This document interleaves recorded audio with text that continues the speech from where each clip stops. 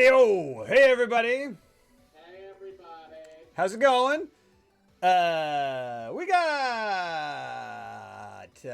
We're starting a little late, but that's, on time for us. We've also got a little something extra going on this time. That is cut. What's that? Yeah. What's up, Emblock? What's up, Pecunium? And here we go. A boom, boom, bam. Hey! Oh, there we go. Hey! Look at this. Look at this magic. Hey. Hey, guys. So Jeff is A, totally fine, very much alive, and In quarantine. yeah. We're not gonna talk about it. It's like a thing. He's got a bug, and it's the one. I have got some genital bugs. Yeah. It's just it's fine. It's fine. We're just moving past it and keeping him far, far away. Now Jeff is out of town, and so we're doing what we do, which is adapt and subsequently start the stream an hour late because of trying to adapt. It's different, but it's also completely the same. Yeah, that's true. All right. So, but regardless of the fact that Jeff is here, we have not so much time. So we are going to try, for a change, to just kind of screw around and get to the movie when we want to. I have a quick question. Go for it. I'm trying to watch on Twitch, Yes, and it still says you're hosting someone else. that's weird. Am I doing it right? Maybe can you refresh it somehow? Yeah, maybe I should try that. Either way, don't do anything. If I can't see you, Anyways. Hi. No direct audio for Jeff. He sounds like he's underwater. Oh, really? Is he not? Hold on a dang second. I mean, he's coming through Skype. Let me see what this sounds like. Hey, Jeff, say some stuff. Hey, what's up, everybody? I'm in Dallas, house sitting for my parents because their dog is deaf and blind and can't do anything without constant attention. Okay. And it's pretty depressing. Okay. Does that is that not coming through, Emblock? Is that hard to hear? Phil's birthday, man, dude! It's your birthday.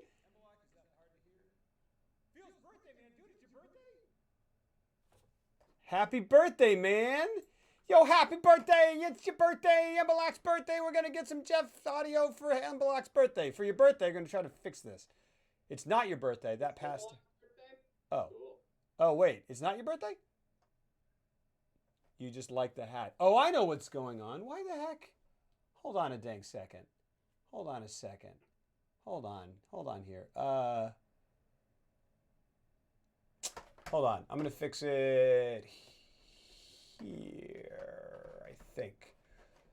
I think I'm going to give me some audio options. Will you please? Dang it. See, I could hear it, but I did not.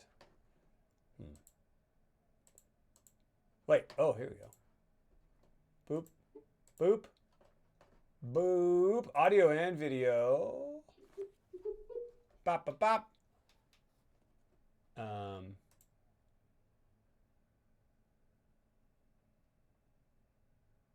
about... Say something now, will you, Jeff? Oh, are you saying stuff now? Are you talking? Dang it. Probably talking, and I can't tell. Hold on. How about... Now will you say stuff?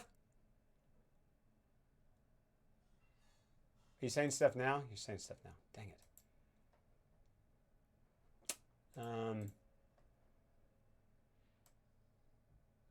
Still can't hear me? Now I can hear you. Now I can hear. Oh, there's a test audio thing, so I don't have to constantly ask you to talk, which is good. But hold on. So that's still out of...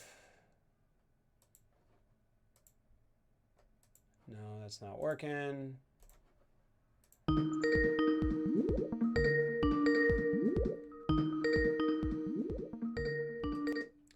Hey, Jeff, will you say some stuff now?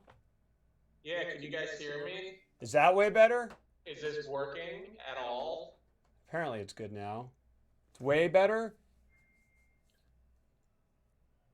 Okay. Like, can you hear him very clearly? How clearly can you hear me? Am I in the shallow end? Slight. Am I in the deep end? All right. All right. I think we're just going to go. So there's an echo. There's a slight echo, but he's super clear and loud. That's good. We like our Jeff super clear and loud. That's a weird thing to That say. echo might be because I'm in a large living room with hardwood floors. I think what's happening honestly is that it's echoing. Hold on. Maybe this will decrease it. I think it's echoing because it's coming out of my TV now. And like doubling up. Yeah. You're treading water in the deep, baby. Sounding good. All right, that's good. That's good. All right. Wait, did you say Phil's birthday, man? So it's not your birthday? Or you just had a little Phil's birthday man up there for no reason, or because your birthday was recently? What's going on, man? What's going on? Tell me, M-Block. Tell me, M-Block. This is part one of our costly diversion, so that we don't get to talk about the movie. You just picked a smiley that looked cool. Okay, cool. All right. Well, hey, check it out. So this is our last entry for now from Kurosawa. See, I'm still obsessed with the chair. I have to kind of but we're reasonably similarly sized, which is nice. That's good. This movie funks hard. You're still gonna be messing with your chair, though. 100%. 100%. Hey, wait, hold on. Let me see something here. Dude, this movie does fuck hard. Like, you're completely correct when you say that. Mm-hmm. I was rewatching it today, and I was like, well, I'm not gonna watch all of it. I'm just gonna kind of speed through it because I've already seen it recently. But then it just fucks so hard that you had to Yeah, go ahead. I was like, this thing fucks so good that I was like, I'm gonna let it fuck me, and then it did. No. Yeah. And then I got halfway through, and then we had to start streaming, so I got blue balls. You know what I mean? Yeah, I do know what you mean because I know what all those words mean together, and it turns into a big old thing that I know pretty well. It does. I would say. I'd say it fucking pretty hard. Okay, so we haven't. Yeah, go ahead. Talked about it at all. No, not at all. What are my opinion overall? Yeah. But did you like it? Did you like it as much as I liked it? In terms of all the other ones we've seen so far, where would you rank it? Well, man, it's so different. You know what I mean? It's so vastly different from the other films that we watched. I really, this is a movie. So again, full disclosure, I had not seen a Kurosawa film before we did this. This is why I was so excited to do it, because then I could stop being, I could just let go of a little bit of the shame and the guilt that populates the inside of me at all times. Let's move forward. Let's move forward. Seven Samurai, but that was the extent of my Kurosawa knowledge. And then when I started watching all this stuff, I came to High and Low, 4 deep. I rewatched Seven Samurai, I watched Throne of Blood, Rashomon, and another one, and then I watched this, and it was different. Yeah. And it was refreshing. And then on top of it being different from his own catalog, it was so. You think it's one movie, and then I'm talking to the second at 60 minutes, it becomes another movie. Yeah. And then another hour and a half in, it becomes another movie. You know, it just keeps. It's 3 movies in one, and all 3 movies, in my opinion, are crazy good. Yeah. And there's all these because it's this ransom moral quandary type thing. Yeah, which and then it's this intense police procedural, mm-hmm. and then it focuses a good deal amount on the villain. Yeah. And which is what surprised me even more. Yeah. It's like how much time you spent with him, and it was awesome. Yeah, it definitely, so it definitely changes. It definitely turns into a different film. And I was like, so like, I will say that of the three movies, and I feel like it's one movie. I would say that I feel like it's one movie. It changes to a different movie, and then wraps up the first movie, sort of. Do you know what I mean? You know what I mean? And that was what I was because during that whole second like French Connection conversation part of the movie, essentially, you know what I mean? Like, I was like, this is cool, but it lost for me, it lost a bit of the depth and because I was riveted, once the story starts going, and you know what I'm talking about when they're talking about shoe company politics. I'm like, bam, bam, bam, bam, bam, and then they stop talking about how the shoe company is organized, and I'm like, shut up, don't care who got kidnapped, who cares. Lober texted me like 5 minutes into the movie, and he was like, "This is one of the best movies I've ever seen." And he had a series of screenshots. He was like, "Let me tell you what's riveting." And it was like 6 screenshots where he was talking about shoes. Oh, here, I'll bring it up. I'll pull it up. Don't worry. Here, so funny because I have to say, when you texted me that, I remember having that same feeling where I was like, "Oh, they're really discussing the ins and outs of the shoe business." Yeah. For like a solid 10 minutes. Yep. And then you see why, but it is funny. Oh gosh darn it, my phone died. Because of course it did. Yeah, no, I just was like hilariously. I was like this. And it's like, because here's the thing, like I found myself, like at first I just was like, oh, this will be funny. I'll like take pictures of, because it's just like screenshot after screenshot of them. Let's see, what are the, hold on. Oh yeah. Oh yeah, it'll work with you too, and your phone's not dead. Yeah, it was like I started kind of going like, it's really pissed about the poor quality of that shoe. But I understood it and I felt it, like truly. You know what I mean? He was like, this movie, and then 2 screenshots, and then more screenshots, and then more screenshots. And he was just like, the lines are. And in between each screenshot is this movie, screenshot is, screenshot absolutely, screenshot riveting. And it's all just shots where Toshiro Mifune is just talking about shoes. Because the first line is, National Shoes is in business to make money. Then it's like, take a look at this shoe. Then it's like, but he makes real shoes. I'll make my ideal shoes, durable yet stylish. I just want to make good shoes. It's great. And I'll tell you, you got to hang your hat on a good premise, and you got to engage the viewer within the first 5 minutes. And a fine, durable shoe. Hey. That's going to get my attention. I mean, I got to say, I can think of 2 cobbler movies about cobblers, and this is the best one I've seen because I haven't seen the other one. The other cobbler movie is directed by the guy who did Spotlight. Yeah. And is it? Never mind. Yeah, let's not diverge into it. I was like, I can make a joke that I was like, that I shouldn't make. Anyway. Yeah. So no. So like I'm taking these screenshots because I'm being hilarious. I'm being real funny. I'm a real big dick. I'm a real asshole. And so I'm like taking these pictures and I'm like, oh, these, whatever. And then, and this is what I was saying earlier, is that like, I had not seen a Kurosawa movie prior to this month. And really only when I started talking about it in getting really excited about doing this, people were like, the blocking, Kurosawa's blocking. And I was like, his blocking? I've never heard anyone, like, I understand, I 100% understand that like creating the image on screen is a lot of what, I mean, that's what goes into creating a director's style a lot, in many ways.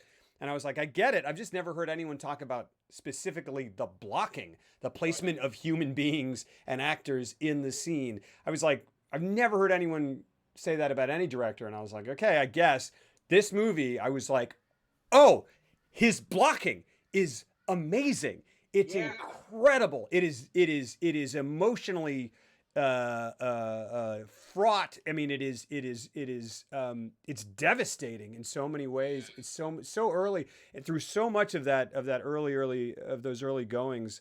Because the first After the shoe stuff essentially takes place in one room for like more or less. Like it's all within a living room, and it's like a stage play. Yes. But the way and his genius in his blocking is that not only, I mean, it's just good blocking because blocking is working with the camera, but like he does, like the way it's like Spielberg, you know, like he'll start on one well-composed shot that tells you one thing on a visual level and a thematic level. And then by the end of the scene, you know, the story has maybe gotten a little bit darker. And so Toshiro Mifune is like maybe in the background covered in shadow. Yeah. And it feels like it's like 9 shots, but it's all one take.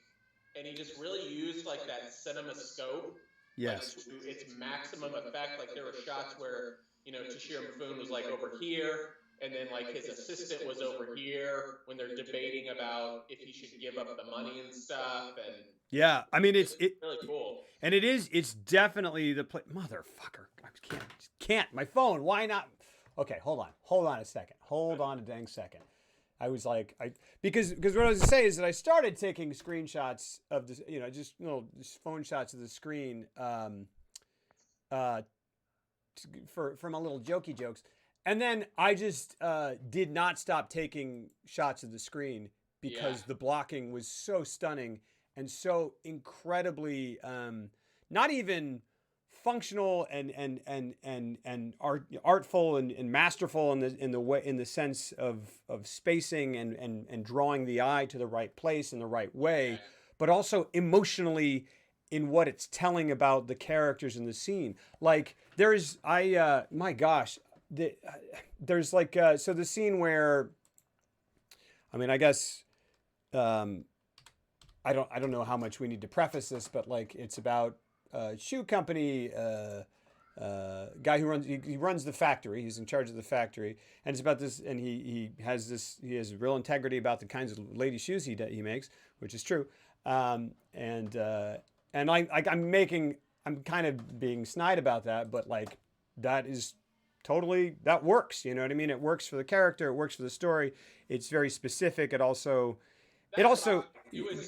specific, and like, you know, what Imbolc said is, you know, it's just because it's so unusual. It is, yeah. I just liked it because you know, and I think that's another genius play because he picks something very specific that maybe you don't know a lot about, but because of that, it sticks in your brain. So when things start to ramp up, you never forget. Right. Kind of what the dilemma is in the first place, and his entire, like they set up his entire kind of backstory, I feel like in the first 10 minutes. Like, yes. You know that he came from the ground up, and worked in the business his entire life, and you know, he just wanted to make good shoes, and then they established very quickly. I mean, it's just great writing, you know. Yeah, and it is. Well, and it's based on a novel where that was the case too. So I feel like, because I was like, that's interesting, and then I read more about it, and I was like, oh, he just adapted the story, and the guy where it happens is like a shoe salesman. I mean, a shoe company dude. I was just glad they kept it because you could easily absolutely anything else.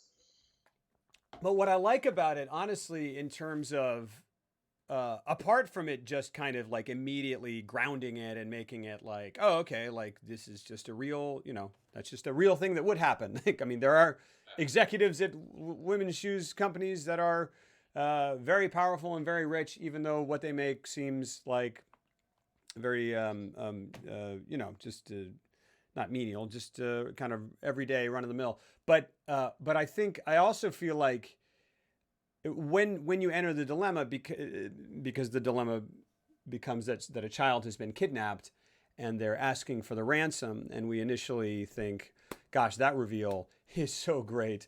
But you think initially, I don't know.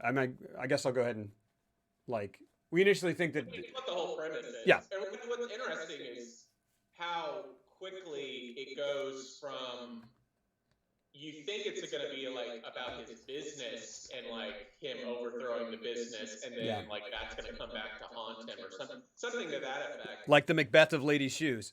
Yeah. I mean, that's on the poster, by the way. I couldn't believe, because it hits you out of nowhere, which is how it would happen in real life, but it's twofold, because you're like, oh shit, he got kidnapped, because I didn't know anything going into this movie either. Yeah. And then it's like, oh, he gets his son's kidnapped, and then like 30 seconds later, it's like, no, it's not. Yeah. It's the other kid. Yeah, and it's And just that quick 30 seconds where he thinks it's his own son, and so he's willing to give all the money that because he had mortgaged his house, like he bet everything on getting this, like a percentage of the company so he could take it over. Yeah. And all his business partners couldn't do anything because they wouldn't have enough percentage points. Yeah. But in that moment when it's his son, he immediately, without question, says, I'll pay whatever it takes. Yeah. I'll find more money. It doesn't matter. We'll do whatever it takes. And then the moment he finds out it's not his son, he starts to have doubt about what he should do. Yeah. And I think that happens so quickly. So quickly. Like within a minute and a half of like, do you find out that it's not his son from thinking it is his son? Yeah. And that little exchange where he thought he would be so willing, and then he wasn't all of a sudden, I was like, what a wonderful and very real thing to do, because, and what a curious, fascinating thing to explore, because, you know, we would all like to think that you would just give up all that money, no question. Yeah. But I think it is a very real and very telling thing that there would be some hesitation going from, oh, it's my son, oh, it's not my son. Yeah. Let me think about it. And that is, I was saying, like, and I knew going in that it was, I thought he had a daughter and she got kidnapped. That's what I thought it was about. But I didn't read anything about it. But so they have what they set up. They set up that the kids, and it's great the way they introduce them. They just run in the background, right? It's like, and they're dressed as a Western sheriff, and just a kid.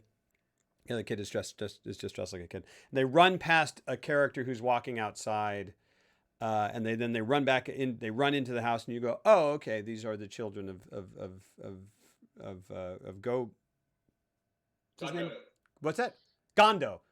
Yeah. Yeah. And I'm like, okay. And then you realize, like, and then they're shooting around or whatever. And then they get a phone call, and the kids run out of the room. Oh, and he goes, it's not your turn to, he's like, isn't it your turn to be the sheriff, or to switch to not be the sheriff, to be the criminal? And so he goes, yeah. And he's like, and it's a nice little character piece, or a character moment where he's like, so you're not the sheriff? Well, surprise the sheriff and ambush him, because a man has to be prepared. And it's like, even in that, like, when they're playing essentially cowboys and Indians, he literally like states the theme, where he's just like, kill, I think he says kill or be killed or something like that. Yeah. And then she says, gosh, what is she? And like early on, his wife says something like, she's like, oh, don't let your business, like, don't succeed. Don't let business success come at the expense of your humanity. Like, it's, it's like, I was like, that's going to come back before anything. Yeah.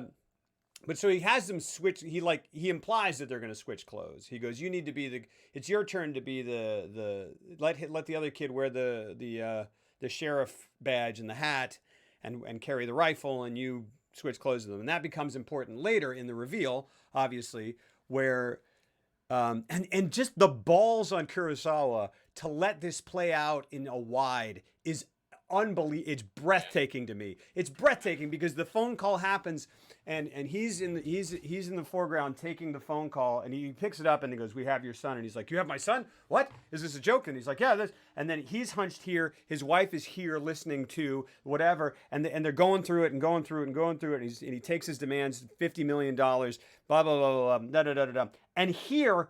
And they're just kind of sitting there and going like, "Oh my gosh," and then from behind a wall in the wide, a kid comes out and goes, the kid comes out and goes, "Dad," and they turn around, the mom runs to him, they stay in the wide the whole time. Yeah. And it is infinitely 23 out of 24 other directors would have been like, but, and then like music cue, and then a little kid sneaker coming out from behind the wall, and then close up on mom, close up on dad. We go, what the heck is, oh my God, we experience it the way they experience it. It's so much more breathtaking and immediate and just so matter of fact. And so much of that first part of the movie takes place.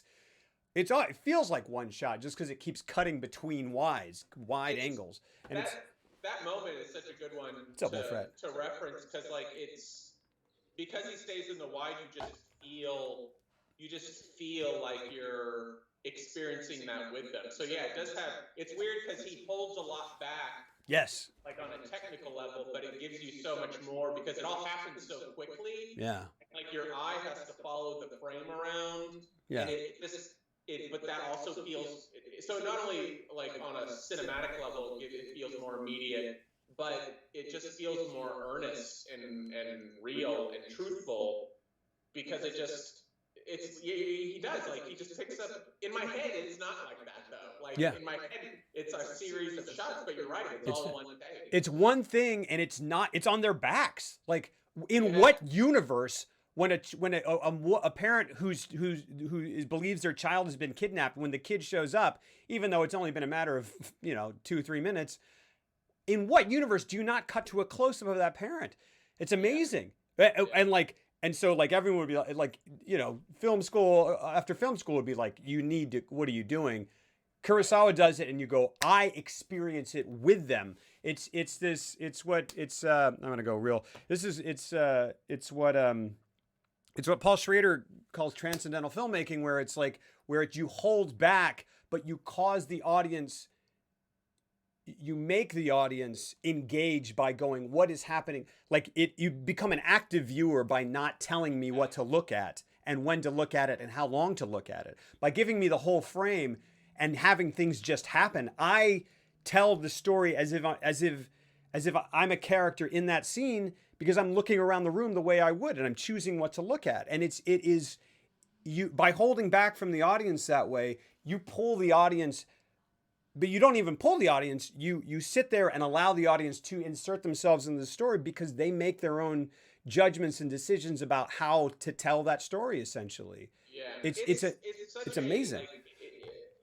I think as I get older, I'm just more, with each passing year, I'm just appreciating more and more. Like there's mature writing, but then there is absolutely mature filmmaking, and like Spielberg's a master, but he's a master of, like, I don't want to say convention, but he just knows how to put it all together, and he would probably go for the push in on the face, and it would be great. In a different way, yeah. In a different way, but I think slowly, as the years pass, I'm becoming more and more fascinated by I call it minimalist cinema. Yeah. And we should do a month on Jean-Pierre Melville, because he's the guy who kind of semi-created it, and he's great. He plays it all out wide. It's very minimal music, just not a lot of dialogue, just action, really showing the meticulous process of like a robbery or whatever, without explaining it in any way or giving it context. Yeah. And then like Kelly, what's her name? Kelly Reichardt. Oh yeah. She did like Meek's Cutoff and that movie Wendy and Lucy. Oh yeah. Both of them with Michelle Williams. Right. I've been watching her stuff a lot, because I'm trying to do the movie I'm writing right now. I'm trying to go in that style where it's just all quiet visual storytelling and not a lot of dialogue. Yeah. And it's just something. It's hard. It's hard to do like something like, even though Kurosawa's movie is much more plot driven and there's a lot of dialogue, it's hard to rein that back when your instincts want you to do something else because you've watched so much cinema, you know? Definitely. You go, okay, here's the this, here's the this, and you want to storyboard Yeah. it out with certain, and then you go, oh wait, yeah, and it feels like, yeah, in some ways you go like, oh, it's easier to just have wides, but you go, no, no, no, no, no, man, you are essentially staging a play. You're staging these little like 15 to 20-second plays, right? I mean, like the, and you. And like one thing is to, one part of the challenge is to have it arranged so that everything makes sense visually and you get the information you need from that one angle. Uh, Yeah. And and, like and it's even great because, you know, he makes that window that's to the right, you know, that looks out over, where are they at, Kyoto, or I can't remember where they're at, but that yeah, looks to the city. All of a sudden, when you realize that he can see them, yeah, all of a sudden that window becomes very ominous to me. totally. And then all of a sudden that room, like it's very invasive, and all of a sudden they're not even safe in that space anymore. It's Yeah, not and you're voices constant. or the phone. Yeah, and we just constantly have. I mean, we talked about, and this you definitely did this differently, and he couldn't have done it the same way. But in Seven Samurai, you've got the geography of the village the whole time. You've Yeah. got the you don't even need to have the geography. You see the entire room. You're there watching and you can pick who to watch. It's Yeah. incredible. What's amazing about that is that because movies are generally in the business of telling you again who to look at for how long and how to feel about it with music, right? But this is like, no, man, you watch it and you can miss stuff. You can miss. Yeah. I mean, it's amazing. It's trusting the audience, but also engaging the audience far more. Hold on a second. Let me catch up on some stuff. I had an awesome day. Played a board game by myself last night. I went speed runs. Right around the night. Well, Jeff, what's up, Wolf Rat? Thanks, man. The stakes are set up so masterfully, yet it feels real because we know about his money issues. And we can understand why we got double dogs going on. My dog's downstairs. His dog's over there. Jeff was like, "Are they communicating with each other over Skype?" Like we are. They're doing their own like, "Whoa, Kurosawa's a hack." Yeah, it feels real because we know money issues. We understand why someone might be reluctant to hand over a bunch of money to get a kid back. Yeah. And I want to come back to stakes in just a second. And like Jeff said before, I love they don't waste any time with a question of what kid it was. Well, I love it. I like paused the movie at that moment. But I like when that kid pops out, I went, because I knew it was him, and I was like, oh, I was like, the kid's there, and then I was like, they took the other kid because he was dressed as a sheriff, and the kid's it's gone, and I was like, and it instantly, in the exact same moment, I've never seen a movie, at least that I realized did this. I've never seen a movie exactly simultaneously at the exact same instant with the exact same piece of information raise like lower but also raise the stakes at the same time, because it lowers the stakes because it's not his kid, but it lowers the like plot stakes in terms of like how dire it is, but it raises the moral stakes. Like and it just makes it, because I go like, oh, they took his kid, because I was going in and I was like, they're gonna take his kid, and then the minute it goes like, they took your kid, it's another kid instead, I go, this, I mean, it becomes profoundly and uniquely fascinating because that's something I've never seen, and I go, oh, I am like, immediately I internalized the dilemma and was like, oh my gosh, like that's what this is going to be about, and that is enthralling. Like that is just riveting. Oh my gosh, it's amazing. Just a wide is letting it all hang out. You're naked. I think wides are hardest since there's much more in them than any part of it wrong. Yeah, and like, I mean, you do wide takes, your actors have to, every actor has to nail it. They don't get their own shot. Oh, and they're also natural. It's all the performances. It's choreography too. It's in a wide, that blocking has to be good, but you also don't want it to feel too stagey and too precise. Right. And you have to be, as an actor, you have to be conscious of that and then still be believable. And I loved all the policemen. Yeah. And the entire team. And the like, movements that are like choreographed and synchronized, but not. I mean, yeah. Yeah. And Boston, the bald guy, who he said at the beginning, he's like, "Oh, don't interview that kid. You're gonna scare him." Like that guy. Yeah. Um, Yeah. he came That like, dude's amazing. He became like one of my favorite characters Instantly. as the movie went on. Yeah. He walked in and I was like, "Who's that dude? That dude's amazing."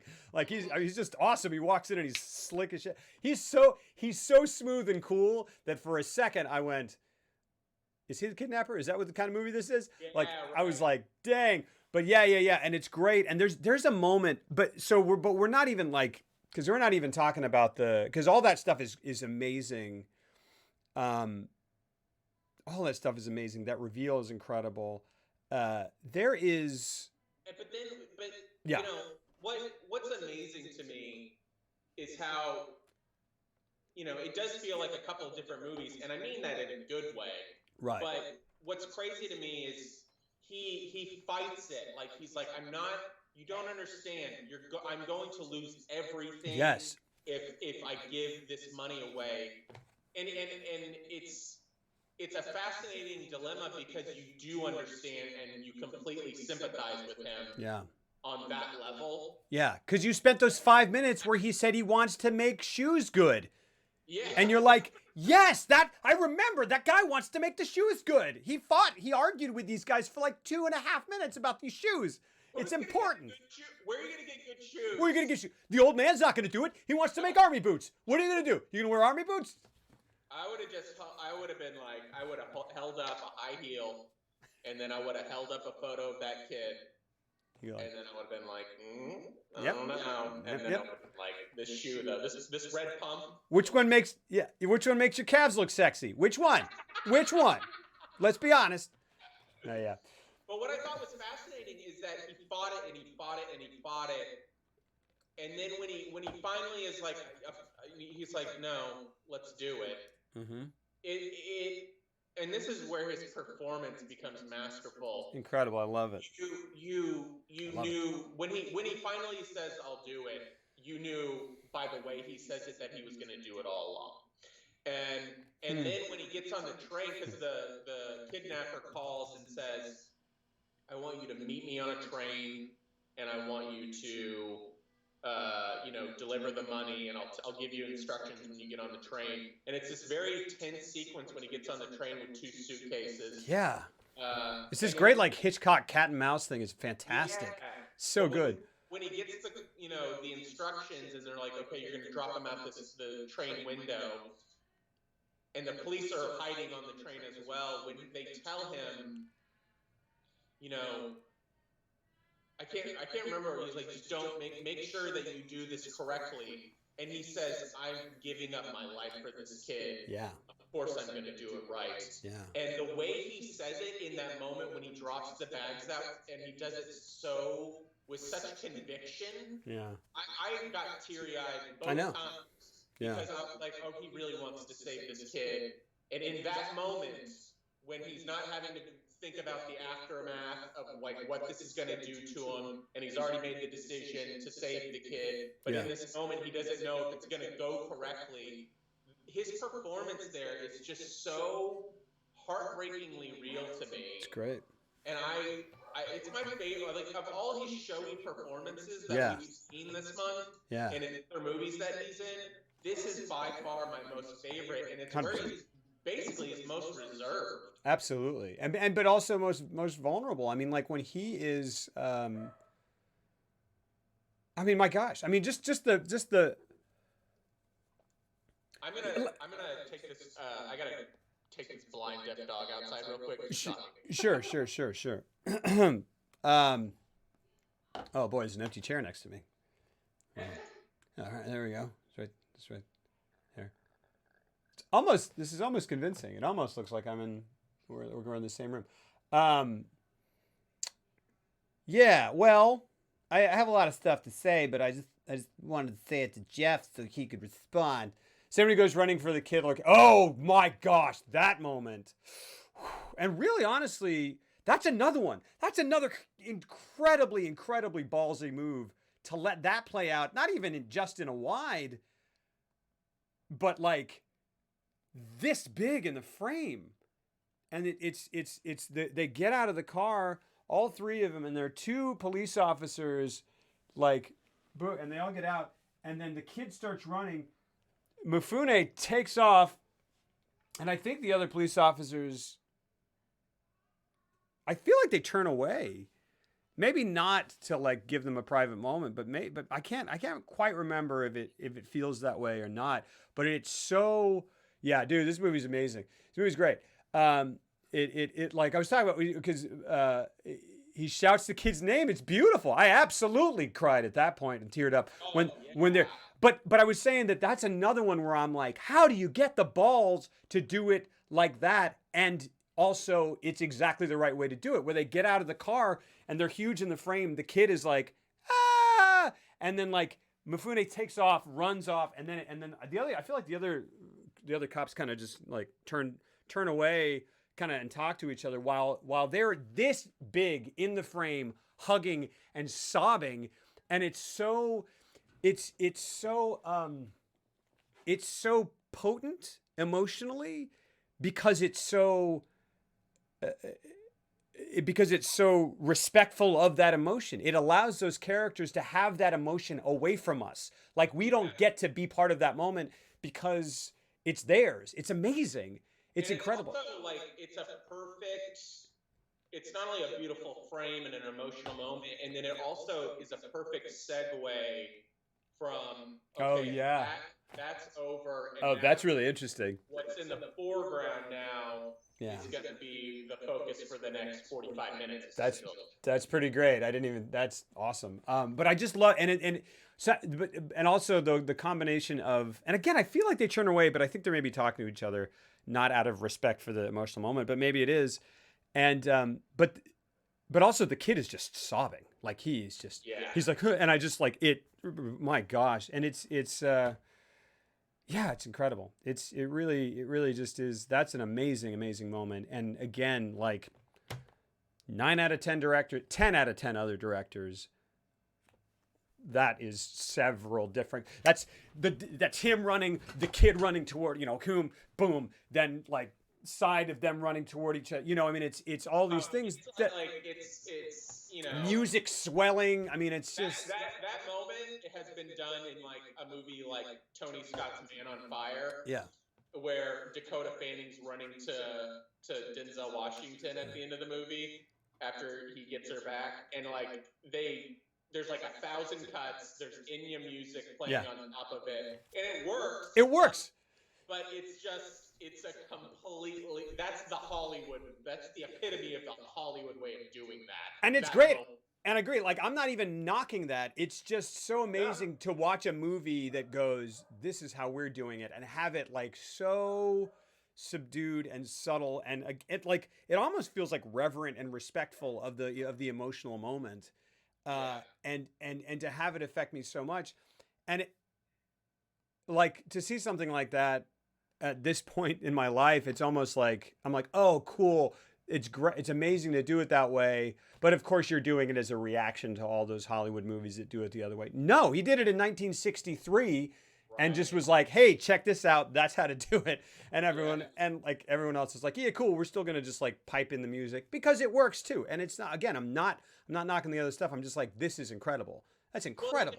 What a thing. I think the best way of when you approach a movie and you're the director, I think the best way, if you want to be different, it's not to be different for different's sake. Absolutely. Like when I watch this, I'm just like, there was no other way. I don't think he ever agreed about any of this. Agreed. He's just like, this is how we're going to do it. Absolutely. Because this is how my brain works, and this is how I want to cover it. And I don't even think there was a discussion about the thematic. I mean, maybe, but like, I don't think they dug nearly as deep as we're digging. No, not at all. But I think that's what's so fascinating about this is all just from his subconscious of how he manipulates every facet of filmmaking to get what he wants in such a unique way. Yeah, and I think it just is something that organically comes from him, and he goes, I want it this way, that's just the way to do it. And I think when you're operating at that high a level, which I'm familiar with, you just do it. You just go, I just did it because that's the way you do it. I don't know why. I can't tell you why. And then we come back and analyze it like, Sunday morning quarterbacks and go like, oh, hey, like, and it does this and it layers this in and all this works. And he goes, yeah. Great. It was just the way to do it. And I think it's all there, but it's just. I would say everyone up to people like Stanley Kubrick, whose work is dissected down to like a molecular level. Mm-hmm. When you ask them, and this happens, I've seen this a lot, like with Kubrick or like someone like P.T. Anderson, just someone whose work gets a lot of like analytical praise, and they really dissect it. Yeah. They always ask us like, why do you choose to do it this way, or why do you choose to do it that way? And they're like, he's like, oh, that all comes after the fact. Like, I just do it. And, and that's what makes, great directors great. Is like, they're not conforming to a box. But they're not trying to not conform to a box. They're just telling it the only way that they feel is the most truthful way for themselves as an artist. Yeah. That's like good shit, They just do just do it how they see it. I agree. MM7, what's up, man? And I do think definitely there are times when great directors start, they do it and they go, oh, and also this has this significance sometimes. But also I think sometimes there's something in an artist where you do it and you don't even know exactly what's coming out of you for what reason. Like you're just kind of going boom, and it's like it's an interesting thing because like. Someone like Alejandro González Iñárritu, I watch his movies, and then he made a conscious decision after he did 4 movies in a row that were very choppy, handheld, messed with the timelines, all like very grainy and very, cinema verite style. People were starting to criticize him for it, which is ridiculous to me, but they were. And so he made a conscious effort to do something very fluid. Yeah. And with Birdman, and then subsequently The Revenant. He bought a Steadicam and said, "We're going to cut 4 times. Yeah. We're actually going to cut a billion times. We're going to cover it." Yeah. And it does it well. Totally. To me, I prefer his pre-Birdman phase, just because I can tell there's a conscious decision that he's making on an artistic level, whereas the other stuff that he made, I felt like that was more coming from his gut. That's not to deny that those movies are very respectable in and of themselves. I mean, they went on to garner a lot of awards and whatever, but I feel something a little more personal coming from him in his previous stuff. So it's interesting how that can work sometimes. I agree. Counterpoint, they're being jerks and keeping the secrets to themselves. Yeah, I think sure. I think definitely there's also the part of the artist who wants to go like, oh, I don't know what I do. I just do. Plan it constantly and then do it. Yeah, like no. So this could be a bit of what's going on. There is now before we get out of this section and stop talking about blocking. All that stuff is incredible, like those scenes. But there's one that I just like. There's just once we establish the chauffeur father, who's the father of the actual boy who's been kidnapped, and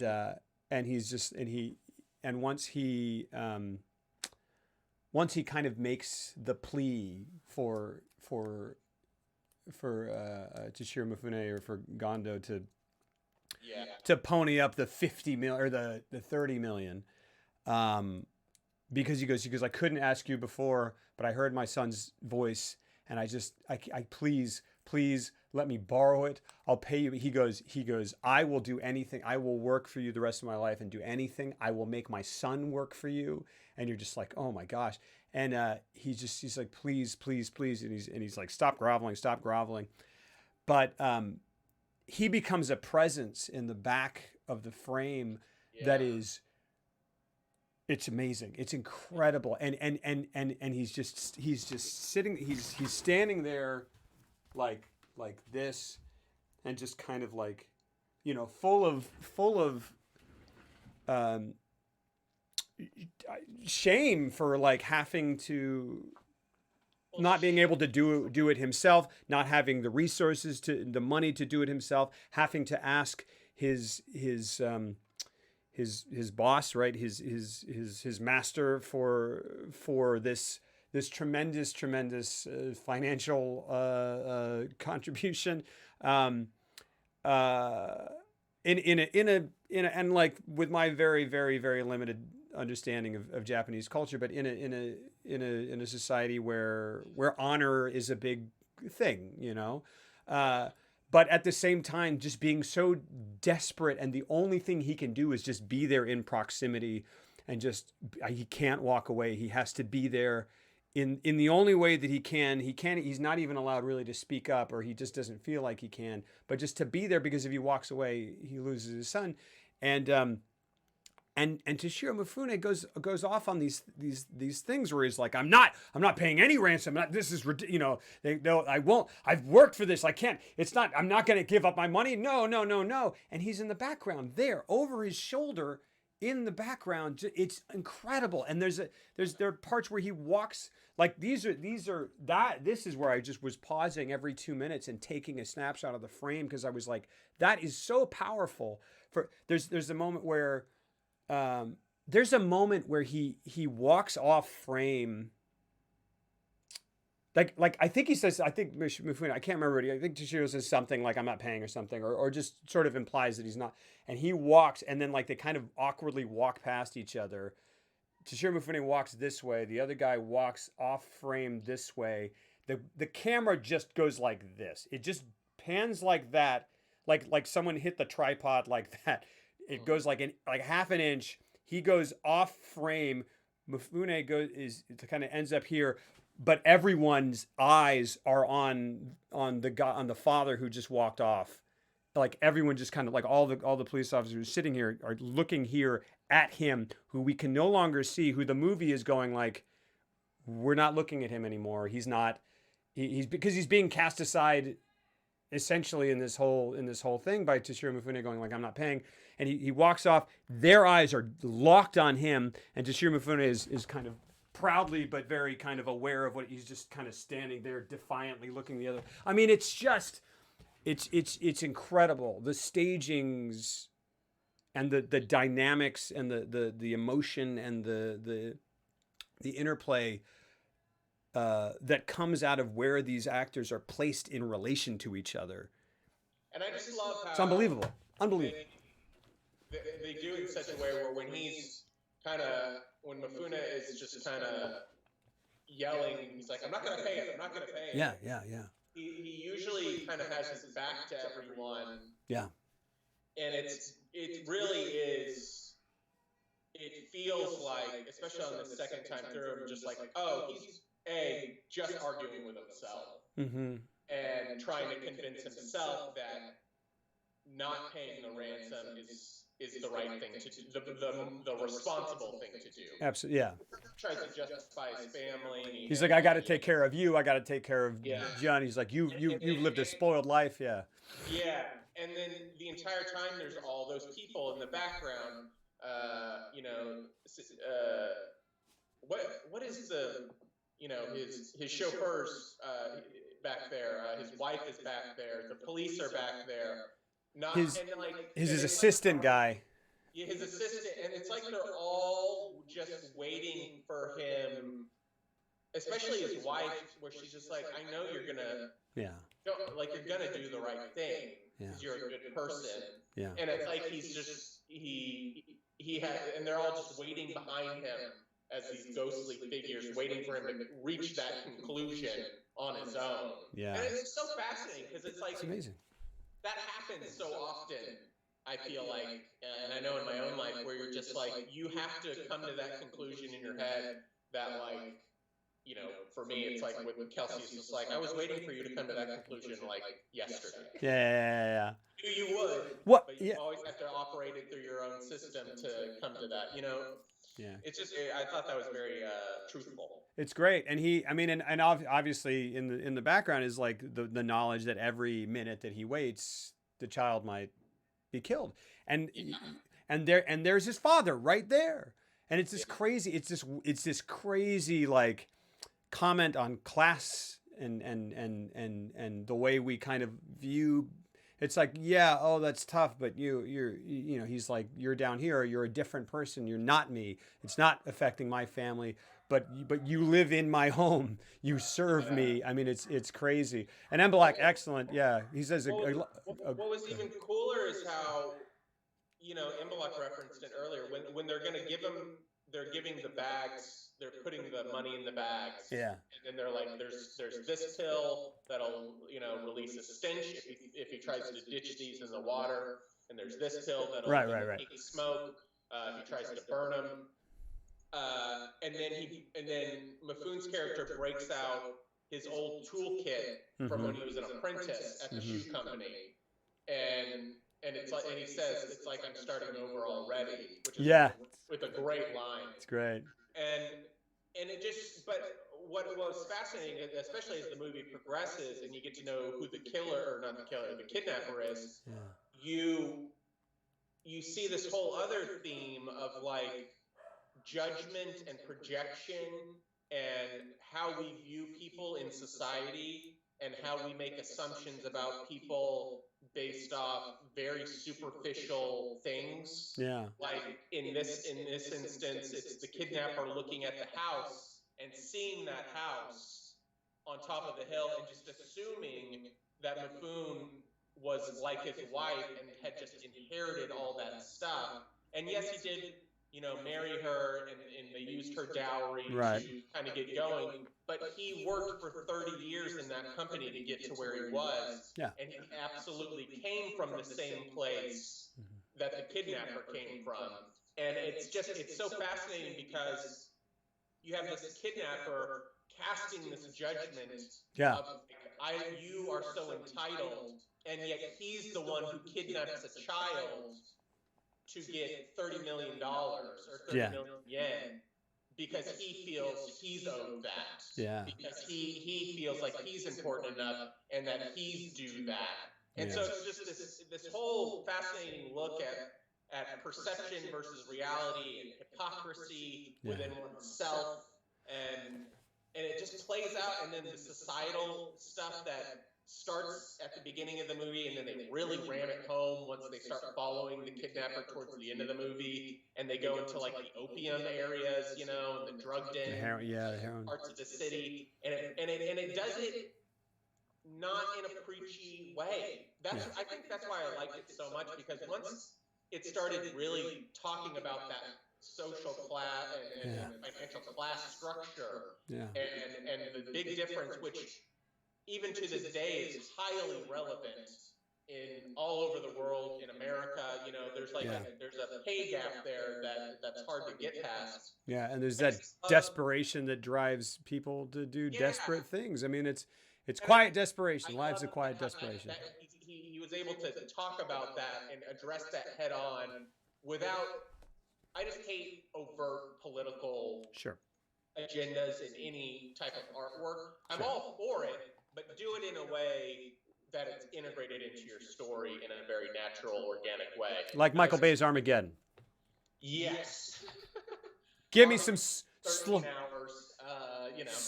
motion flags with little kids saluting as the Blue Angels fly in slow motion as a clothesline flaps in the wind. That's exactly, it's great. I mean, but it is really we need more graham cracker animal characters in here, There's that one bit where Mifune is okay. You're talking about that is pacing back and forth into the curtains, trying to get away from as he begs him. I love that performance. That you're right. Like he's and the dad is kind of waiting and bowing to him and bowing to him and then bowing to him and just getting like playing, essentially shuffling like he's playing basketball, but like catching up with him and just going please and just sobbing. It's so heartrending and so and Embelak, I wish that had occurred to me and it didn't. A Greek chorus is exactly what's going on there. Absolutely. Maybe it's my own class prejudices or ignorance of Japanese culture, but the fact that the kidnapper is a medical student stood out to me as well. Like he's presumably on a good path regardless of his circumstances, yet he has this vengeful need to punish Mifune. Yeah, and I mean, but he says he lives in this, and obviously I mean, we don't go into why his life is. He says his life has been hell later. We don't go into why, but I think that's it. I mean, like, for despite the fact that first part of the movie is so impactful and so memorable, and Mifune spends most of the movie after that being a hero, right? And being this, like, the inspector keeps going, like, we'll do it for Gondo. Think of Gondo's pain. It's Gondo. It's all for Gondo, right? So, like, he gets to be a hero from the majority of the movie, and then at the end, he's a changed man, and he goes, there's no need for us to hate each other. But at the same time, at the beginning, he had some growing to do. You know what I mean? Like, what is it? Yeah. So the line is success isn't worth your humanity. You know what I mean? And he just, like, you can tell he's different because he's wearing short sleeve shirts. He's relaxed. He's cool. He's, I did like that. Yeah, I did. Yeah. Like when they, once the kidnapping's over, they get the kid back. I love that I mean that genuinely. I do too. That they I do just too. put him in a different shirt, and all of a sudden it just mentally clicks that you're like, oh, it's a short sleeve shirt. Yeah. He's now a little bit different. Yeah. I just thought that was so simple. And it also fits because it's like he's not wearing suits all the time because he probably needs to keep them clean because he can't afford them anymore. I mean, it's like it all works. But I mean, it took me. I was like, why? I was like, oh man, he seems so. Oh, because he's wearing that shirt. He seems much more approachable. And Yeah. but I do love it. I do love it. It's another awesome thing about this movie. You never learn why. He's not some hidden secret kid that was given up for adoption or something. No familial connection like in a typical Hollywood movie. We're left to imagine. Oh, you're talking about the kidnapper. Yeah. And the kidnapper, so while he does something terrible and then they make him in that third part of the movie, I feel like it's like the first part of the movie, then it's this cat and mouse thing, then it's French Connection, and then it's like the wrap up.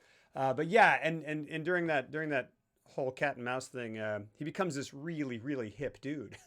Like, I'm watching it, I'm like, this guy's really cool. Like, he knows how to twist like that. That's amazing. This guy's really a cool dude, except for the kidnapping thing. But you're right. He does do this terrible thing, but I feel like, and just as Mifune kind of drives it home at the end, it's like he understands that this man, he was in a desperate situation and just had whatever hell his life had been, as he says. He just had it. He had shouldered it for so long and felt trodden upon by people like who lived in this house on a hill, so to speak, right? And he's like, I'm in the inferno, right? It's always like, in the original title was heaven and hell and all that stuff. So there is, I don't think there's there's a bad guy, but like, it's also like, you know where he's coming from. But at the same time, you know, you're like, listen, man, stylish and indestructible, stylish and durable. Don't you get it? He's not a bad guy. He wants shoes that are stylish and will not fall apart. He's a hero. I thought one of the coolest shots in the movie, and I even pulled it up on my phone and took a screenshot of it myself, was when towards the end of the movie, when the kidnapper is outside like the druggie's house and they're about to get him, and he's like standing in the bushes with his sunglasses on. In fact, I think I have it on my phone. Super cool. Yeah, it's the back. I think it's the background image. Amazing composition. You're talking about when he's in the bushes with the sunglasses? I think that's the.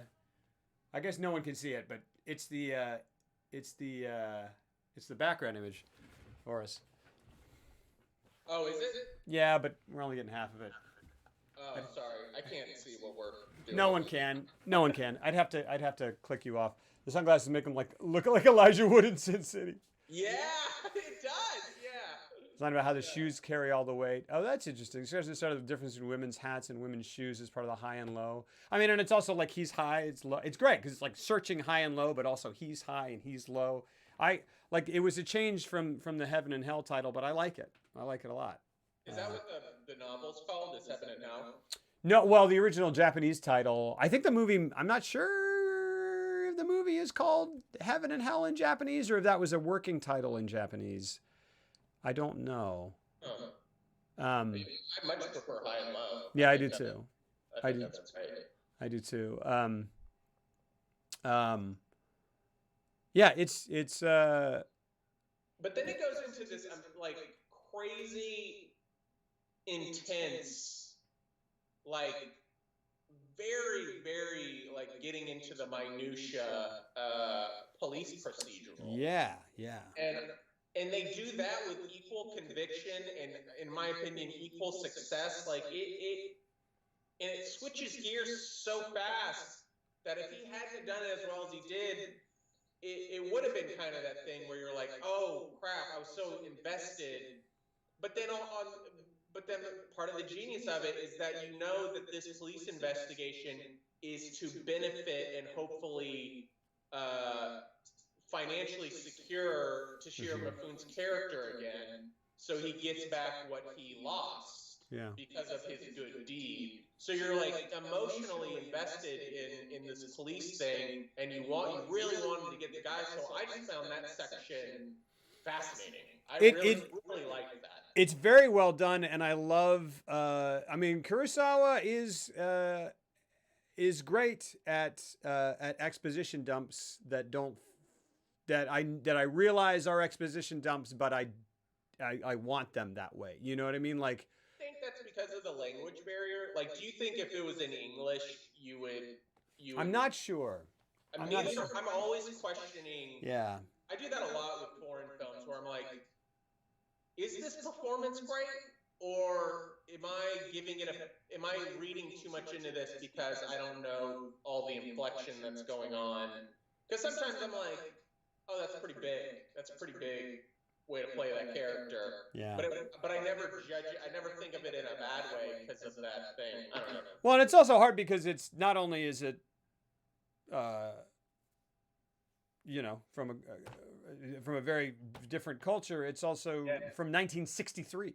I mean, it's an old movie. And the thing is, I think movies back then had exposition dumps. I think that was more common. Yeah. And you kind of let it go, and it's not as bad. I was gonna say, gosh, this is a tangential throwback to what we were talking about earlier, but it'll be brief. I love, like, when we were talking about how he's kind of going off in the back, and he's sort of like. Mifune was like, I'm not going to pay, and he's like standing off in the background, and in the foreground, everyone's just kind of like looking down and not, it reminds me of another one-room, black and white, riveting, incredibly well-made masterpiece of a film, which is 12 Angry Men. When the dude's like, I'm racist. Everyone's racist, right? Everyone's racist like me. And then he gets up, he's like, you know how people who aren't my race are? They're all different. And everyone, it's kind of the opposite. He's ranting and everyone gets up and walks away and stands at the other side. I mean, it's such a, I don't know. I mean, I'm not saying that he didn't. I wouldn't, I mean, 57 to 63, he could have, but it just reminded me of that. And elements of this first part of the movie remind me of 12 Angry Men, just because they're both so well made and black and white and self-contained. But yeah, it turns into that. Keep talking. Sorry. Yeah, it turns into that procedural. What about when he recognizes Gondo in front of the shoe store and goes over and asks him to light a cigarette just to soak in the satisfaction of ruining them close? Yeah, well, it's very interesting. I think he's got this obsession with him, right? And it's such a clear demonstration of that. Like, I don't know if he was trying to just be like, yeah, I got you. I think he's just kind of like, part of it, I think he was just like, I can go up to you. I have that power. You don't know who I am.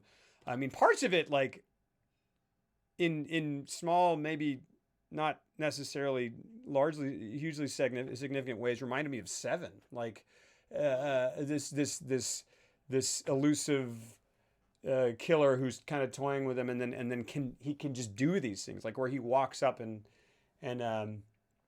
like you said, like asks him for a light.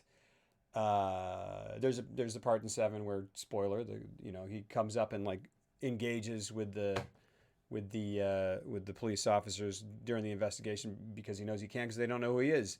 And I seem to remember breaking your face. Like, yeah, it's like, it's great. There's another thing where in the Hollywood movies that might have come from that, but that's all it is. It's a small random coincidental moment. I agree. I will say that when it becomes this procedural, I will say it's well done, and I like it, and I even like someone mentioned earlier where the guys, they're just giving updates, and that's how you find out how the investigation is going. You find out the way they do, right? And then there's the later exposition dump where it's like they're talking to the journalists, and you're like, why are they telling them everything if he's saying don't tell anyone? And then they go, here's what we really want you to say. And I'm like, oh, okay, I get it. But it doesn't bother me, and it totally works. But I also just like, I love the way that's delivered. I love finding out about it that way. It feels whatever. But I will say that during this procedural part, and even when we're following him and we see sort of the squalor and the kind of what life is once we follow him in the reflection of that kind of like sewage stream or whatever, you know what I mean? Like we see him in the bottom, in the like inverted in the water as the cops walk by, and then we just start following him. Like, that's great. As well done as that is, and as much as they still are, like you said, subtly kind of making the social point. I don't know. It does slow down. The movie slows down for me a bit there. Yeah, it does. Hard. Like, it's not like they revisit Toshiro Mifune's character a bit. Yeah. But like you said, like, to give updates, but it's a hard shift, and it's like, it's not his story anymore. Yeah. It's now a police procedural about the killer, and then that segues into becoming the killer, and then they kind of bring it all back together in like the final 15. Yeah. It's a choice, though. It is. I understand someone doesn't like it. Yeah, I do. And there were parts where I missed. I missed the other story. I was like, but I was so in to the moral quandary of, is he going to, is he not going to? Once they decided it, once he was like, I'm doing it, I was like, I've only been watching this movie for 30 minutes. What the heck else is going to happen? Like, because they pack a whole lot in there. I think I liked it because it just, to me, felt like a very, here's how a kidnapping case goes. Mm-hmm. Yeah. From beginning to end, and here's all the quadrants that fill out how it goes. And we're not going to be sentimental about it, and we're going to give you what Mifune's part in this drama is going to be in like the actual kidnapping. But he did his job, and he did it well, and he got the kid back. Now it's the police job to find the killer, and then they start to kind of analyze the killer himself. And I don't know, like, it's different. And I think that's why I liked it. Because it's different, and it's all done so well. But it's different. Yes, it is, and it does. And Black, you make a good point. It is different, and I did feel like I felt the shift, definitely, and there were times where I was like, I missed that other part, but then they bring it back around and it works. Oh my gosh. Envelope, you can't believe you said that before I did. I was really going to bring this around. He said, it's a bit like Psycho, where the kill comes halfway through and then it's a different movie. Yes. I totally agree. It's very much like The Birds as well. I mean, these are reasons it feels like Hitchcock. The Birds, there's a whole freaking movie before the birds show up.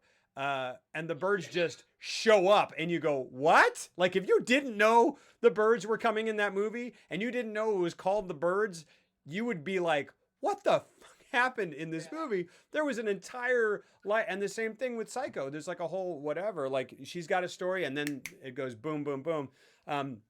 I was going to say, as a Michael Mann stan, I loved all the police procedural stuff because it felt so realistic, especially the evidence dump at the station where they'll just go through everything they've learned. It does feel very unlike most police procedurals where you go like, where the movie goes like, all right, we're going to show you how hard it is for a while. Oh, there's nothing going on. Oh, there they are sleeping on a couch with coffee next to them. It's hard, isn't it? Oh my gosh. Oh, boy. And then they go, all your reference points are coming from Seven. It's Lobro loves Seven. I do love Seven. I love Seven. But also, you're sleeping on the couch and he moves the ashtray. Yeah. and he's sleeping on Morgan Freeman. But it is true. Like like a police procedural usually will go like, it's hard. How are they ever going to do it? All right, we've done that for 4 minutes. Here comes a huge break in the case because like, what else are we going to do? This movie goes like there's no like triangulating. It's just kind of like you go, I see how they did it. A little bit. It's like a little piece here, and then they get a little bit of info here. Yeah. And then a little bit of info here, and then they're like, oh wait, this piece of info kind of goes with this piece of info over here, and it just slowly. It felt like I rewatched Zodiac recently, and it felt a lot. I have such a rewatching Zodiac. I was just like, yeah, I think that's my favorite Fincher, just because it goes so against the grain in how any movie really tackles that stuff. Like even police procedurals. Yeah. It's just so. There's like a new title card every 5 seconds. You know, it's like, okay, we're at this date, at this time, and in this location. And it's just a lot of info. Yeah. But boy, if you pay attention to it. Yeah, it's great. It really is very good. It really is so satisfying. And it's satisfying because it bucks all the conventions and it just shows the frustrations of like what it is to try to capture somebody who's good at covering their tracks. Absolutely. And it's I mean you're right. I mean Seven is my favorite Fincher. Fight Club is a once in a generation, once in a lifetime, once in a how did you ever make that? But there's a serious argument that Zodiac is his masterpiece. I mean, it's pretty. I mean, I don't know. I mean, I love like Seven. Seven to me is where it's at. I'll watch Seven the most, and I have watched Seven the most, and I'll continue. That'll continue to be the one. And so you could argue maybe that just makes it his best movie. Like I wouldn't disagree. It's my favorite. Yeah. Yeah. Like, it's my favorite, and I think it's just you can watch that over and over and over and over again, and it's just fantastic. Zodiac. Yeah. Sorry. Mature. It's such a mature counterpart. Yes. Not to say that Seven is immature, but like it's. I would love to go to a double feature of both these. Absolutely. Because especially since they're made by the same filmmaker, it's such a cool. Yeah. It's like he made this 20 years ago, and here's Seven, and this is one way of doing a serial killer thing, and then here's 20 years later him doing another serial killer movie in a completely different way. And I think Zodiac is. It's like I feel like Zodiac is one of his.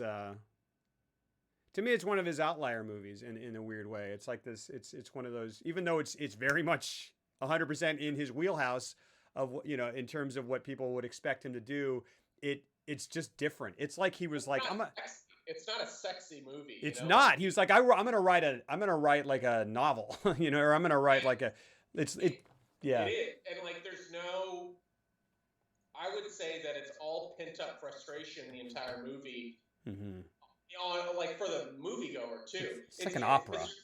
It's just it's so, and he doesn't feel like it looks great, but he films it. It's the least. It's just not sexy look. Like his movies are sexy. I mean, he's got a great visual eye. Like his stuff looks, and you notice how good it looks. Absolutely. But on this one movie, he goes for a 70s almost Lumet approach to it, where he's just documenting. Yeah, and it's newsrooms, and it's you see his love of All the Presidents come in. It's him doing Chinatown, says Emelec. That's interesting. Attention to Zodiac is nuts considering how we know how it ends ahead of time. Yeah. Sorry, but it's interesting in this movie, like, because you're talking about how we've got this movie that is so much about shoes. So much. It starts. There's like the shoe part. There's the shoe movie, and you go cool. And then there's like this morality play. This moral conundrum. This like what would you do with if you found a bag of $1 million kind of sort of thing that just goes whoa. I've never seen that, and it's amazing, and it's such a simple, brilliant whatever premise. And then it scoots into this. this cat and mouse thing, which I love that, and I love the like bullet train thing where you're like, oh, the killer's one step ahead, and it feels very Hitchcocky, and then it turns into the French Connection or whatever. And I love like someone again. I love that book report part where they're kind of, they're like, I love every actor in that scene. I know you're talking what you're talking about with the language barrier of performances. There in this movie, I'm like, nah, man, there are like there are no bad performances. Right. They're fantastic. Toshiro Mifune is like, my gosh, he's amazing. The inspector's amazing. Everyone's amazing. Japanese. How it was in like the police headquarters whenever they're like Yeah. their information. Yeah. And I'm just like, fuck. Yeah. That looks so hot. Yeah, and I love it. There's something just nice about being with all these. Like once Toshiro's like, I'm paying. You're like, cool. I'm just hanging out with all these like really good dudes who are just trying to save this kid. Like all the cops are so like kind and smart and good. Like I'm just like, this is great. I love I love the faith in humanity that this has, despite the whole thing. But yeah, but it does go through this switch.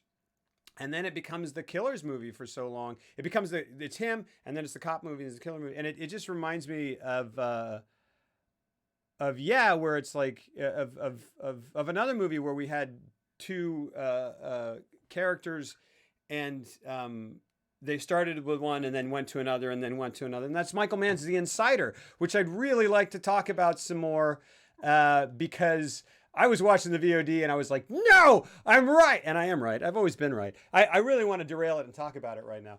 No, I don't. But it was a rhythmic thing. What I loved about this one is that it brought everything back and kind of looped back around. And the amount of time that we spent with him, like when they catch him and then it goes to them and to Toshiro Mifune and his wife and I think the cops, and they're just kind of like dealing, and they're auctioning everything is on auction, that kind of thing, and then they go, yeah, we did it, and then they just kind of slowly just kind of go, yeah, and the exhaustion of what they've all just been through just hits them, and then it fades out. I was like, that's an ending. I don't want you to end it there. And then they didn't. And then they go, you're going to go talk to him. I was like, this is what I wanted those two guys to meet. And that is, my gosh, it's like, when I realized that was happening, and then he comes in and sits down and they lock him in with him. It's just, I was like, it's one amazing. Of my, I've only seen it 1.5 times. I didn't even get back to the ending, but that ending, the first time I watched it, I was like, that's one of the best endings I've ever seen. It's great. In my entire life. It's so, yeah. And like, what does he, just remind me, do you remember what, like, because the kidnapper, he wants Mifune to be, he wants him to go down to his level, like on an emotional level. And like, and he wants to like for Mifune to agree with him on like everything that he's saying. I felt like I feel like it's very interesting, and I feel like I think because apparently he cut a lot of dialogue from that scene, which I'm like, I really want that dialogue though. Can I just read it? Can I just read what that dialogue was? Like I'll pretend it's not in the movie, but whose dialogue? Because do you remember what Mifune says at the end, like his final line? I can't remember it, and it's kind of undercutting because I felt I was just like, that's one of the greatest lines ever, but I can't remember it right now. But I was just like, he says something to him at the end. He says, I don't know why we have to hate each other. Yeah, and I almost cried then and there because and you see in his face, he's such a changed man through this whole thing. He's come to forgiveness now. Yeah. He's like, I'm doing okay. That's the whole thing. It's this thing, and you go like, because he comes in and he's sitting there like kind of almost like this kind of caged animal, like and he's like, all right, and he just like smiles and he's like, all right, and you're like, oh man, this is gonna be great. And then he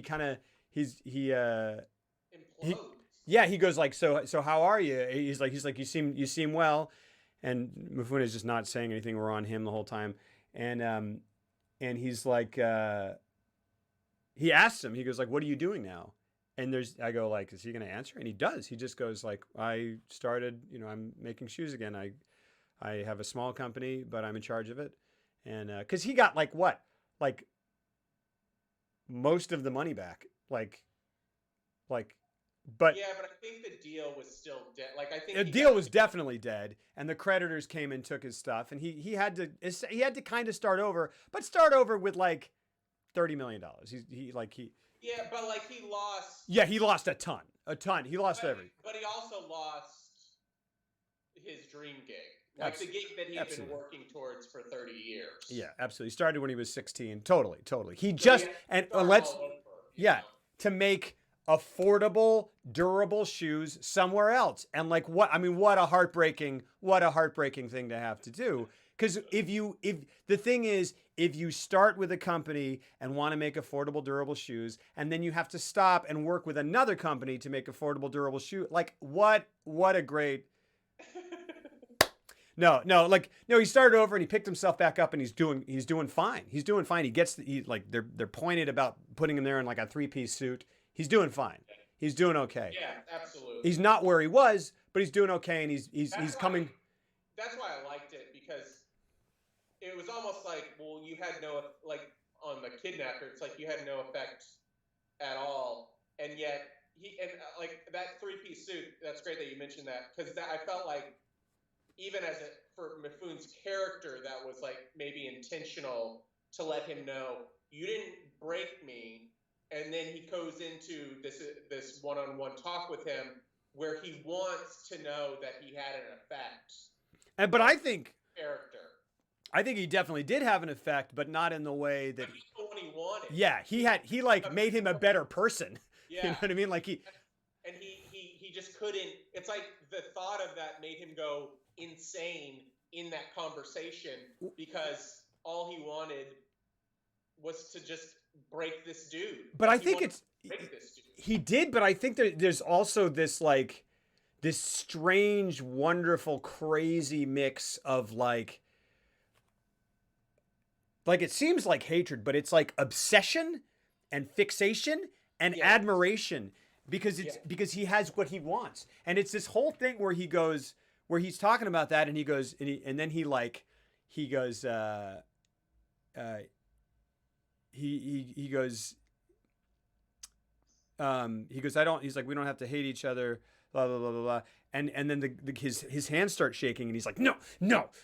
He's like, no, and he's like, I want you to know my hands aren't shaking because I'm nervous. It's because I've been in solitary, and when I'm out of that place, my hands start shaking. And he's like, and he goes, I just wanted you to see that I'm not going to my death crying and sniveling, and it's just this thing where it's almost like he's face to face with this guy who's really just kind of. He's like, I got back on my feet. I'm not proud of who I was. And he's like, and I'm here and I don't hate you. And he's like, and he has this, it's almost like this fatherly kind of thing where he's like. It's like he needs him to hate him. Like well, I just think he needs his approval, or he needs his something. Like it's just. No, he needs, when he sees the way Mifune's character is acting in that moment, that's what destroys him. Yeah. Like, kindness is the last thing he wants in that moment. Yeah. And it's like unintentionally the best revenge Mifune could have like given him, even though that's not his intent going into that. But it just because he knows he did a bad thing, and he's loathing, like. It's just a fascinating, 5-minute sequence that psychologically exposes the kidnapper's mindset. Yeah. And how he truly thought about himself. Yeah. Yeah, because he's sitting there with all this, because he's had, and again, because he says, I don't want your pity. And then and I was like, oh, that's weird. I don't think he's pitying you. And then by the end of the scene, I go, that is a broken wretch of a human being. And because he was able to, because he had fixated on this house on the hill, on this man who lived there, he was able to put everything on it. He was like, you are the embodiment of everything. You're the reason everything in my life has sucked. And when that guy comes there and he's like, you did this thing, and I had to face the fact that I cared more about money than people, and I dug deep and I did this thing, and I came back, and whatever. It didn't fit his mold of what he had built up in his head for that guy to be. And he goes, I don't hate you. I love you as a fellow human, almost, essentially. And he just goes, well, and then it like comes back off of him, because it can't be from him, and it's just back on him, and it's almost like he's possessed by the thing, and he just goes, and I'm just with myself and all my shit again. And it's like this thing where he's like, myself, my anger, my rage at the world, and everything. It's subconscious rage, because I think it was up until that point he felt fully justified in doing what he did, because the mental image he had of Mifune's character was of a rich, cutthroat businessman who looks down on everyone in the world without a second glance type guy. And then when he comes to him and he shows him forgiveness and kindness, and he seems altogether, it's almost like he was right at the beginning, but because of his experience of what this guy did, he became a good person. Yeah. And that's all the kidnapper saw, is that he was a good person in person, and he just couldn't handle it. And he's like, what do I do? I'm alone now. It's like, so that his guilt just becomes overwhelming, and it's like his mind is rejecting it completely. It's fucking fascinating. It is brilliant. It's amazing. The heroine subplot is so dark. The fact that he's involving junkies and hot shotting them to protect himself, and they walk through the eye like the village that he goes. Yeah, I know. That was very like. What a, my gosh, it was like a zombie village. It was amazing. Yeah, remember the start when he was so spooky. Yeah, and great. And I was like, they're making it look too much like, and I was like, nope, they look like junkies. They're doing it. Remember the start when he was like, this shoe fucking sucks, and started pulling it apart? Yes. Remember that scene was like, I live, bitch, and the kidnapper was pissed. But I think it's even more than that. I feel like it's almost like this like it's almost like this Batman Joker thing. Not really. I don't want to do that, but it is this thing where he like was like so fixated on him as the embodiment of the cause of all the unjustness in the world and the things that had happened to him. And he's not wrong that those things are unjust, and he's not wrong to be angry.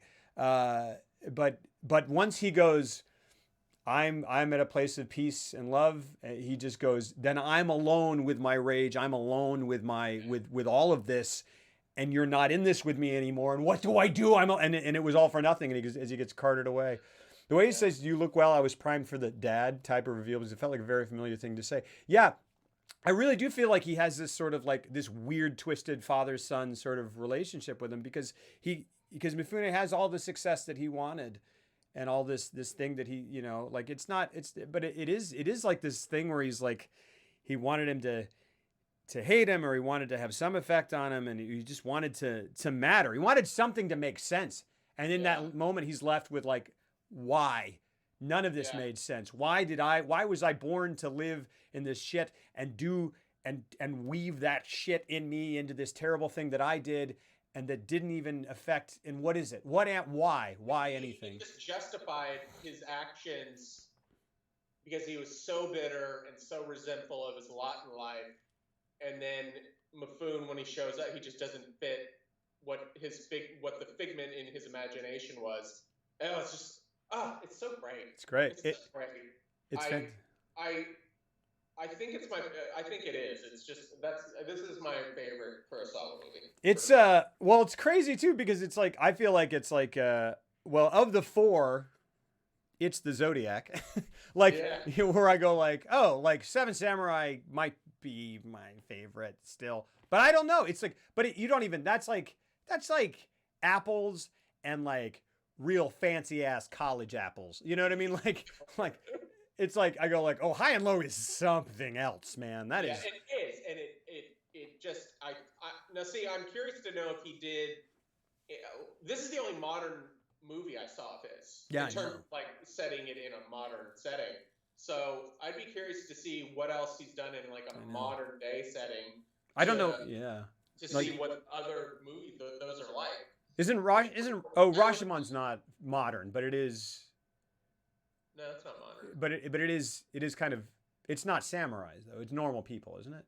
No, it's samurais. Okay, it's always samurai. All right, man. Yeah. All right. It's Okay. all samurai. Okay. I have Gotta go. Yeah. No, I know.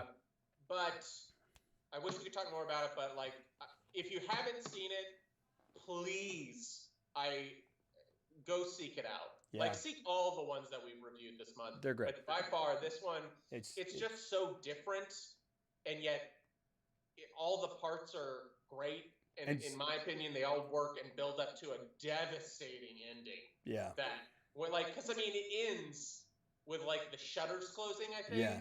And then Mifune just sitting there alone in like that booth. Peaceful, comfortable, in a suit, while the riffraff is carted away because he went crazy because of what was done to him. It's crazy. It's poetic and beautiful and devastating, and it's all those things at once. And it really knocked my socks off. So if you haven't seen it, go watch it. It really is. It truly is devastating, and it's devastating and immediate, and doesn't feel dated, and it feels. I mean, it's like it'll hit you, boy. And I think it's truly timeless. Truly timeless. It's gonna hit you in your heart. It's gonna hit you in your head. Like it's gonna hit you in the shoes. It's definitely gonna hit you in the shoes. In your shoes. The 1% lives to fight another day. Am I right? Yeah, you got it, Imbalak. That's the point. Okay. Let's you and I discuss what we're going to be doing next week. Yep. But we'll talk about that soon. Yep. And then I'll be back in town in the same room next. In this room. I was like, you're going to be there? Yeah. Sorry. This is how we do it now. Yeah. And then are we doing next Monday? Yeah. Sorry, oh my gosh. Talking about this on air, but so 2 days from now. Oh my. You know what? I'm gonna call you. Let's talk about it. Let's talk about All right, cool. Yeah. Bye, everybody. Later. All right. Thanks, man. Have a great one. Be safe. All right. Well, hi guys.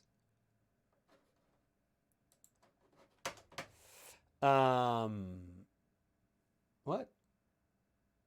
What's going on here? There we go. Miss Heinlow, it's okay. It's okay. It's okay. We got VODs.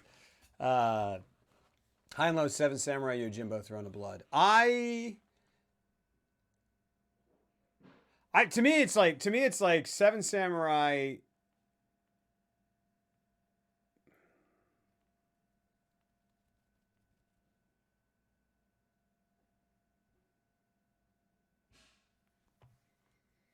Maybe Seven Samurai, Throne of Blood, Yojimbo, and then like High and Low, or just even like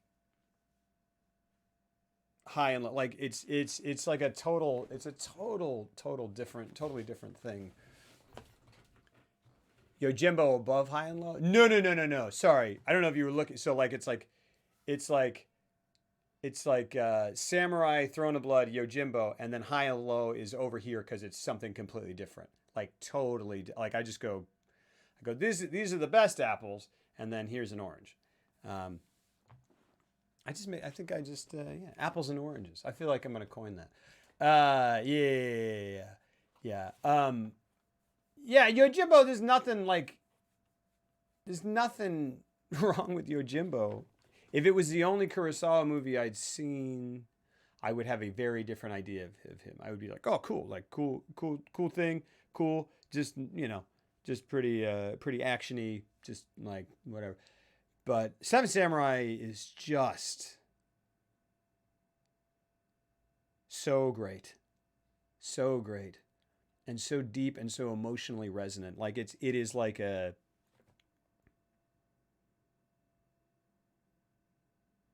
Yeah, it's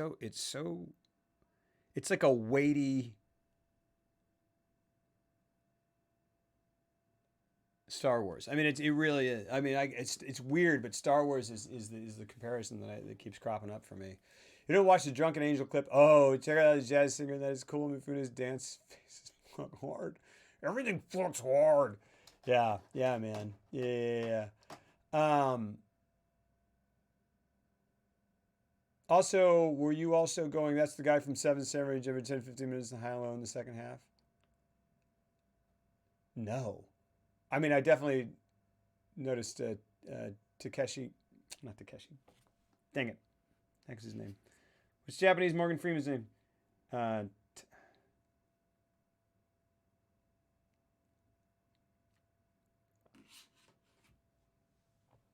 Shimura. It is Takeshi Shimura. Okay, cool. Yeah, it is Takeshi Shimura. No, what? Who's in it? Who from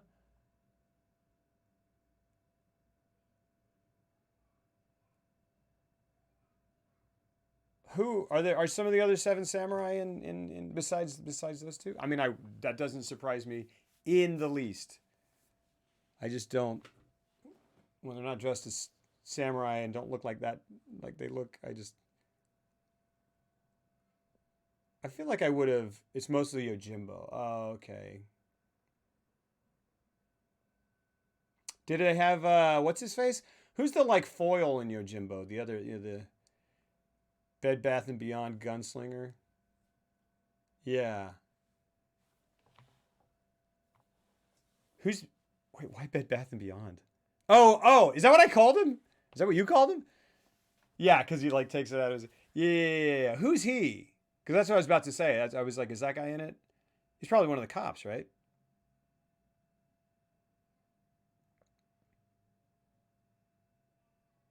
I was gonna say, is he the inspector? Oh, I love him so much. He's so great. Gosh darn it. The restaurant guy in Yojimbo who gets strung up at the end. Gosh, have I already forgotten so much about the dude who announces the time? Oh, who's he? Who's he? Is he the burning guy? Is he the guy who burns stuff? He looks so different when he's not smiling maniacally. Yeah. I was like, is he Inspector? That dude's great. Dude is so great. And then this kidnapper ends. I mean, he's at least in Kajimusha, which I would love to see. I tell you what, guys, I'm going to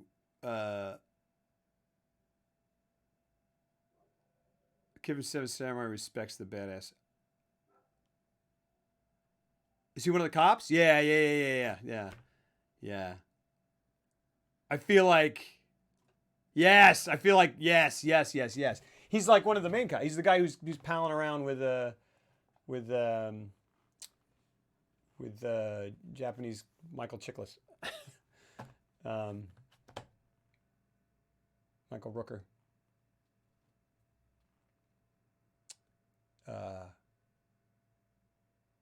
Yeah, dude, that's awesome. This movie is really, truly amazing. Bosun, there you go. Bosun, yeah, Bosun. Like boatswain, Bosun. What a cool, he was like, it's like a nautical thing. I was like, all right, we're naval. What an interesting... But it's a McBain story. It's a McBain story called King's Ransom. Bosun. I'll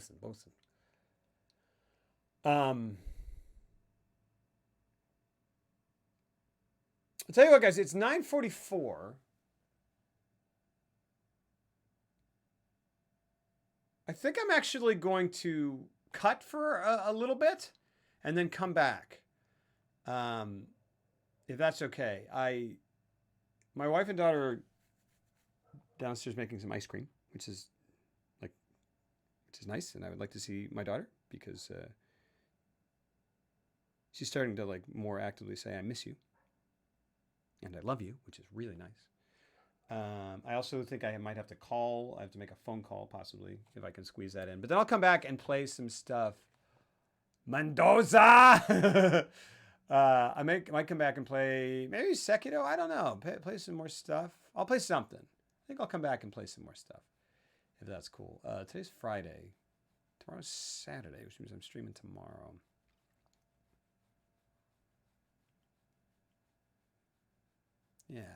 Yeah. So I might do that. I'm gonna cut. Thank you so much for joining us for High and Low. I will be back. I'll be back. Might play Dark Souls. I don't know. Might play something. I'll play something. Who knows? It's gonna be Twitch things. We're gonna do Twitch things. No. And Block, thank you so much, dude. Truly. I know. Tarkovsky, thanks for coming in, guys. I know we're small, but we're mighty. Right? We're small. I cannot tell you how much it means to me that you guys come in and gab about movies with us. It is a wonderful thing in my life. I love it so much. Jeff has said the same thing. It's great because we get to see each other. Otherwise, I'm just terrible at keeping up with people. Twitch has been great for like seeing my brother on a regular basis, Jeff, Heath, friends, people, and it means so much, so much. Yeah, totally. And I want to do another freaking. I'd be down for like I'd be all game for another month, like right back to back. So I love to do Ron Kajimusha, Rashomon, Dreams. But truly, in a Twitch career in which I don't know what the heck I'm doing or how to do it, this is a thing that I'm like. It means a lot to me. I watched some of the because I was trying to archive things. I watched a few past episodes, archive and organize, I guess. And I was like, man, I just love that I get to do this. Just love that I get to do this. And thanks, man.